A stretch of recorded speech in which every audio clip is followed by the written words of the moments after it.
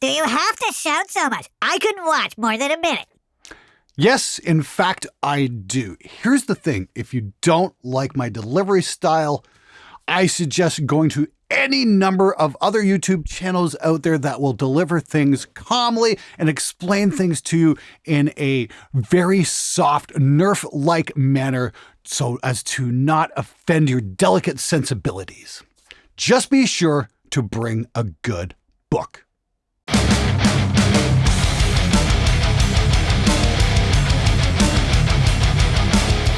Hey everybody, how the hell's it going? Welcome to episode number 300 of SMG Viewers Comments. Oddly enough, this is the same week Fluff is doing his 300th episode of Fact Monday. So I just want to give a great big salute and thank you to Ryan Bruce for his amazing show that he's been doing all these years.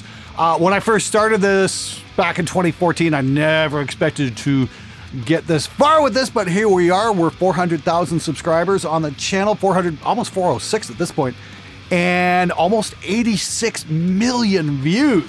Now, if you told me way back in the summer of 2014 when I did my first YouTube video seriously, when I shot out the Axe Effects versus a real amp, I just got fired from a film crew because I told the director how to do their fucking job because basically they were an idiot and were wasting people's time. They didn't like being told that. And if you told me that in 7 years you'd be able to do this, I'd be like, oh, come on, get real. But I've definitely had a lot of help along the way, and I just want to give some acknowledgement to everybody who's been there over the years helping me out. First and foremost, TJ Jahaniak. He's unfortunately no longer involved in the show. We'd love to have him back at some time, but he was a huge contributor, especially in the early days. Brandon Wright, Cam Fleury, Jackson Ward, Warren Hewart, Ryan Bruce, Rob Scowen, Ola England, Joey Sturgis, A.L. Levy, the whole URM crew, Metal Sucks, Metal Injection, Brave Words. There's just been so much amazing support from the community over the years. I'd just like to say I'm grateful to each and every one of you. I'm grateful to all the viewers for sticking with me through all these years. So for episode 300, I thought we'd do something a little bit more fun. Apparently there's been some Glenn Fricker appreciation threads over on the R Audio Engineering Reddit subforum. Got a lot of fans over there, that's for sure. And I thought we'd do some of the public comments made there and respond to them here on my channel. Here we go. Does anybody else despise Glenn Fricker's Spectre sound studios? I hate him so much. His pompous, grotesque approach to intricate subjects and gross oversimplifications of really complex ideas makes me want to break a bottle over someone's head. His content feels like Ray William Johnson, but for audio engineers. He's so blatant and childish, it gives me a stroke.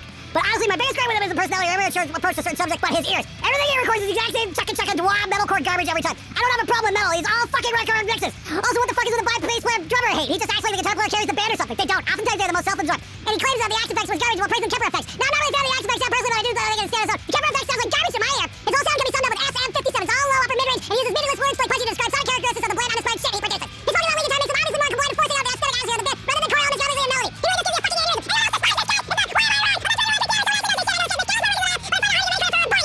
Wow, dude. Get some therapy.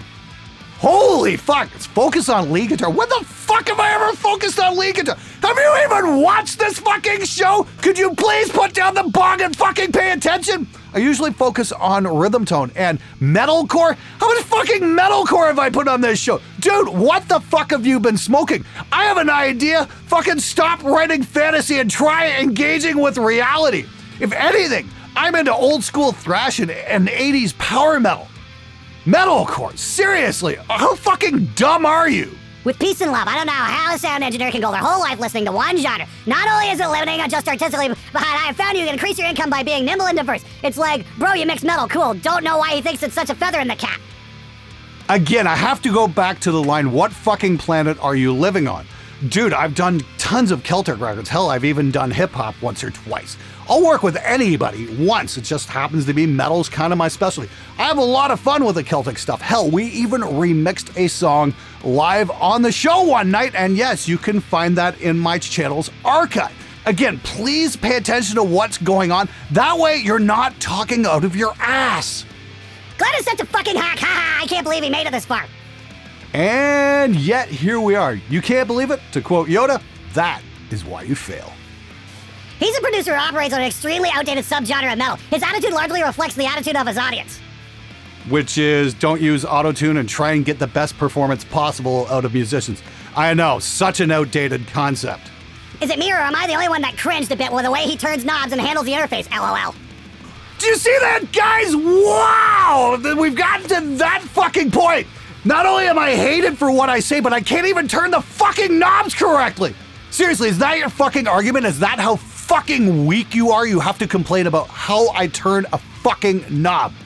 Here's an idea instead of just bitching about the most random, irrelevant fucking things.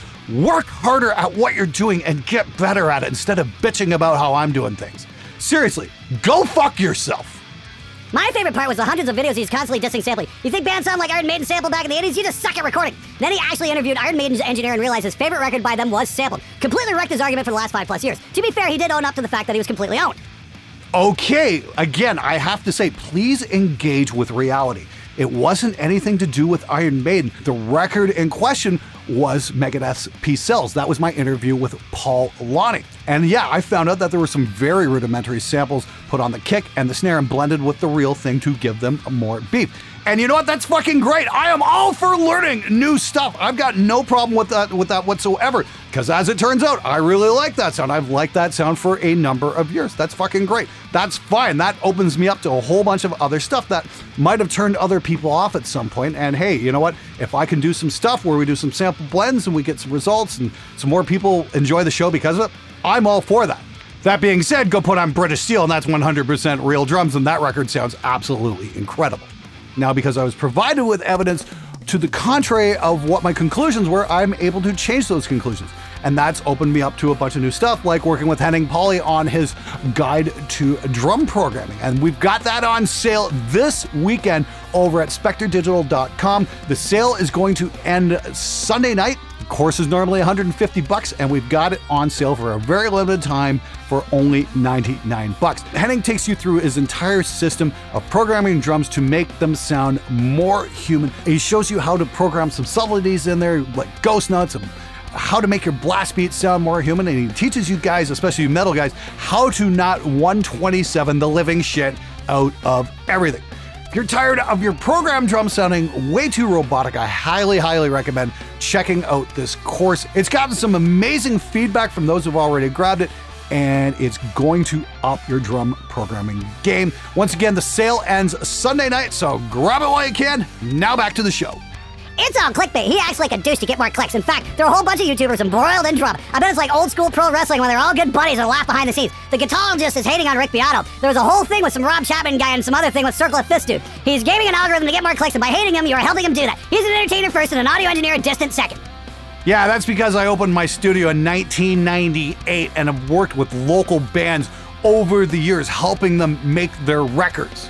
I didn't start doing YouTube seriously until 2014. But yeah, of course you're right, not an audio engineer. Thanks for the news flash there, Ace. My favorite thing about him is almost every time he does a video about something with a snare, a lot of people in the comments are like, this just sounds bad, TBH. You are absolutely right. Here's a terrible snare sound.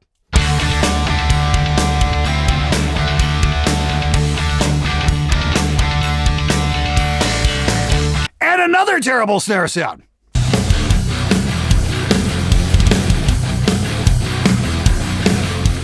Oddly enough, neither of those two sound like metalcore. His videos are successful, but he has almost never recorded a successful band.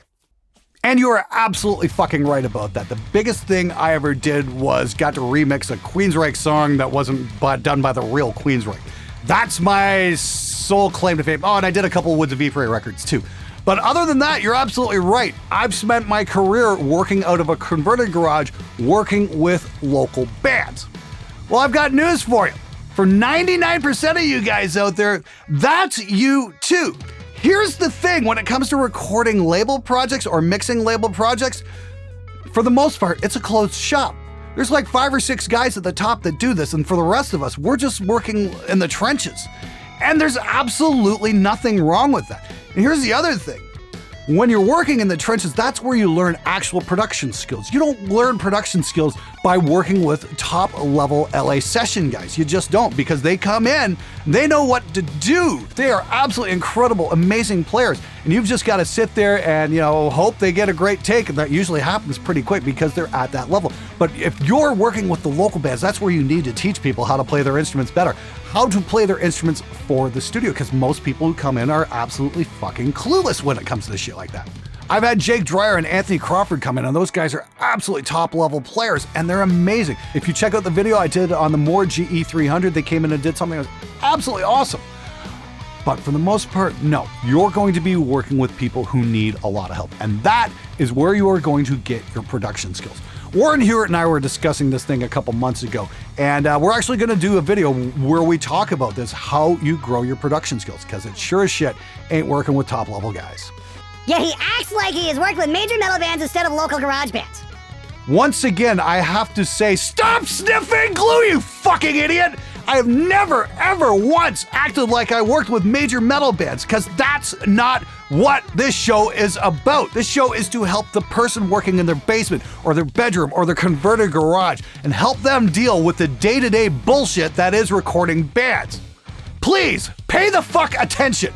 Or have your parents take your computer away from you, because clearly you're too stupid to be posting publicly. He made a name for himself in the mid-2000s posting in the Andy Sneap forums. A ton of guys in modern metal production came from there. That is absolutely correct. There were a whole bunch of us who used to hang out on the Andy Sneap forum, and we all help each other out. I mean, like, Ola England was in there, Joey Sturgis, A.L. Levy, the Periphery guys, Brett from France, Lasse Lammert, who went on to do Ailstorm and a whole bunch of other stuff. I just kind of went in the YouTube direction of things. But a lot of us really honed our chops on that forum, and that was absolutely invaluable for a good 5-year period from about 2005 to about 2010.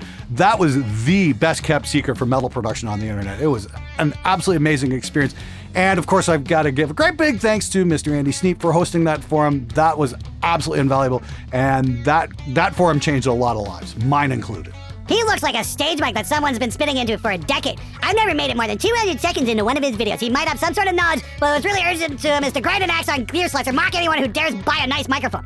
He also does a thing where he really doesn't have a comeback to a commenter, so he just repeats a comment in a whiny voice as if that was a comeback. Yuck! Well, Steve, if it's attractive men you're looking for, please go over to Grindr. I'm sure they can find exactly what you're looking for. I'm so sorry to disappoint. And what's this about? I make fun of people for having nice microphones? That doesn't make any sense. I work with Earthworks all the time. They make some of the best stuff I've ever come across. I've even got a vintage U87 that I just shot out against an AliExpress mic. Don't buy the AliExpress, it's pretty terrible. I've also got a video coming up on 5 mics under $100 that don't completely suck. I think you guys are really going to like that. I don't know, maybe if you guys stopped hating so much and actually paid attention to what I'm saying and what I'm doing, you might like the show just a little bit more. He's an ass that doesn't have a fucking clue about anything he claims to know about. That's what you call the surefire response that you called somebody out on their bullshit. You don't know what you're talking about, man! Disliking a channel for bad content is one thing. Hating a channel probably says a lot more about you than the content creator. Well, Fretboard Surfer, thank you so much. I think you hit the nail on the head. And once again, I thank everybody for all your support over 300 episodes. This one was an awful lot of fun. And that's the thing. If you have an opinion, you're definitely going to piss somebody off, especially if you share it on the internet. So before I go, I'm going to leave you with a final thought from Sir Winston Churchill. He said this, and I'll take my glasses off for this one. You have enemies? Good.